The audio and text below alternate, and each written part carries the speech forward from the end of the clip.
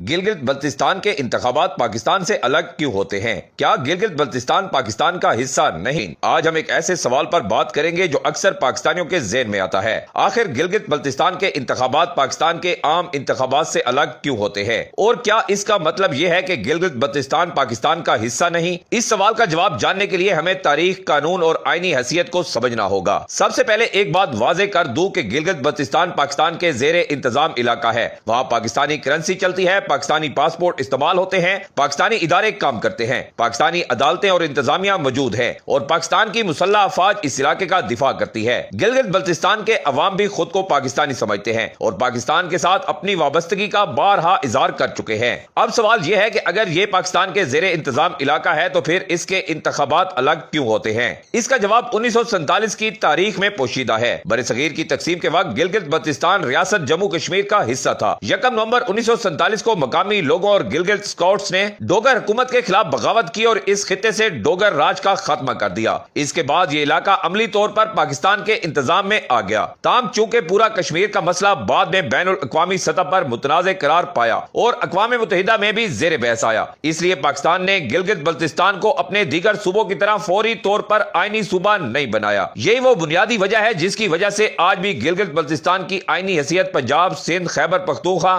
اور بلوچستان جیسی نہیں ہے۔ پاکستان کے چاروں صوبوں کے عوام قومی اسمبلی اور صوبائی اسمبلی اور سینٹ میں مکمل آئینی نمائندگی رکھتے ہیں، جبکہ گلگت بلتستان کا نظام مختلف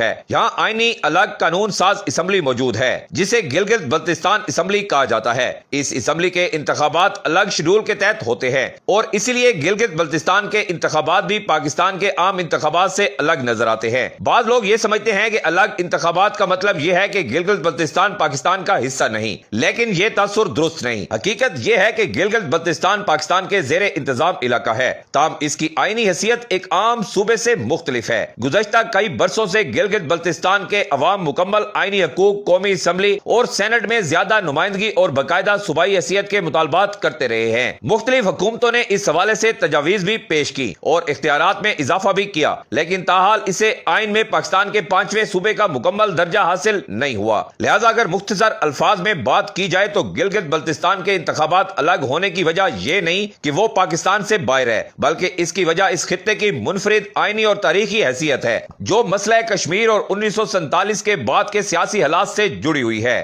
آخر میں ایک بار پھر واضح کر دوں کہ گلگت بلتستان پاکستان کے زیر انتظام علاقہ ہے۔ اس کے عوام پاکستانی شناخت رکھتے ہیں، لیکن اس کی آئینی حیثیت پاکستان کے چاروں صوبوں جیسی نہیں، اور یہی وجہ ہے کہ وہاں کے انتخابات بھی الگ طریقے سے منعقد ہوتے ہیں۔ آپ کی اس بارے میں کیا رائے ہے؟ کمنٹس میں ضرور آگاہ کیجیے گا۔